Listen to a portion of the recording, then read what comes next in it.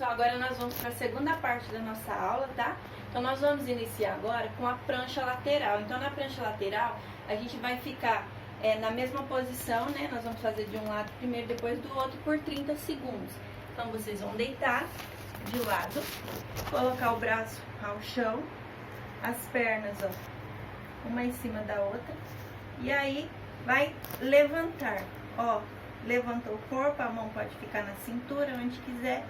E a gente vai ficar 30 segundos, terminou 30 segundos, vira do outro lado, vira ao contrário e faz com o outro lado, tá? Então 30 segundos. Depois da prancha, a gente vai fazer a remada, né? Então para eu fazer a remada, eu vou precisar de um cabo de vassoura, tá? E 2 pesos. Os meus pesos eu coloquei na sacola, tá? Poderia ser esse vidro de amaciante também, mas como eu só tenho um, não tem como fazer com ele. Então eu posso pegar uma sacolinha e colocar 2 pesos. Eu coloquei 2 caixinhas de leite, mas vocês podem usar livros, podem usar pacotinho de feijão, o que vocês acharem que consegue dar um pezinho aí. Você vai segurar nesse cabo pelo menos com 1 palmo de distância uma mão da outra, tá? 1 palmo vai dar quase 2 palmos de separação, 1,5 palmo mais ou menos. Você vai dividir ao centro. Você vai, vou ficar de lado que fica mais fácil. Afastar a perna um pouquinho, semiflexionar o joelho, dobrar o joelho um pouco. E você vai puxar esse peso, ó, de baixo para cima, trazer ele todo até a altura aqui do peitoral. E desce devagar até estender. Subiu, desce. Lembrando que sempre o abdômen contraído e a coluna o mais reto que você conseguir, tá? Claro que sozinha às vezes a gente não consegue visualizar, mas tenta manter a postura. Então subiu, ó, a amplitude do meu cotovelo toda, né? Ele sobe e desce todo. Sobe e desce. Então são 8 repetições também desse exercício. Após a remada, a gente vai fazer o agachamento com halter, que eu posso utilizar esse mesmo peso, ou se eu quiser colocar um peso maior. Seria aquele mesmo agachamento do início, porém, agora ele vai ter esse pezinho. Então, eu coloquei o peso aqui, né, em cima, depois da cabeça aqui atrás, coloquei, afastei a perna, o mesmo agachamento, só que agora ele tem um pouquinho de peso, para que eu possa dificultar um pouquinho mais o movimento. Então, eu desço e subo. Lembrando que sempre quando eu descer, ele vai formar uma lordosezinha aqui embaixo, mas é o movimento correto, tá ok?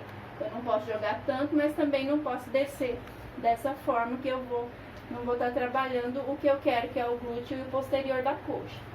Então, desci, subi, vão ser 10 repetições desse agachamento.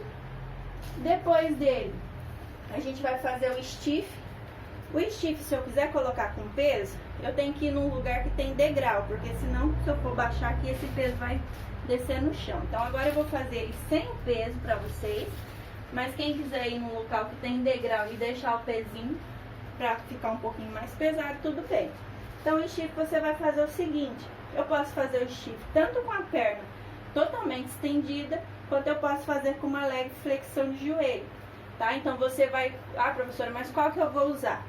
Faça os dois, vê qual que você não vai sentir nenhum tipo de dor na coluna. Sentiu dor na coluna, não faça, tá, gente? Então, ó, com a perna esticada, você separa a perna só um pouquinho, 1 palmo mais ou menos um pé do outro, segurou no meio, né, do material de condução. Você desce e sobe.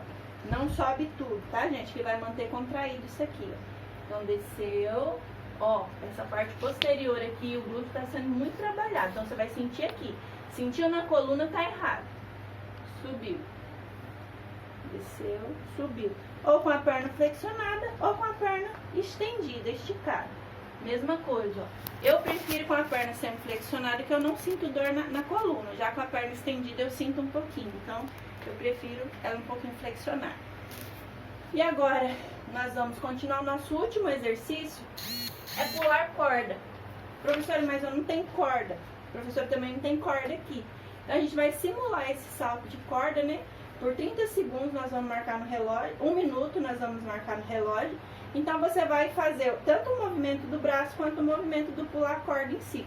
Então a gente vai marcar 1 minuto fazendo exercício de pular corda, que é um movimento específico mesmo. Quem tiver corda e preferir, faça com a corda. Quem preferir fazer sem a corda também não tem problema. Tá, gente? Então é isso. Eu espero que vocês gostem e que realizem as atividades.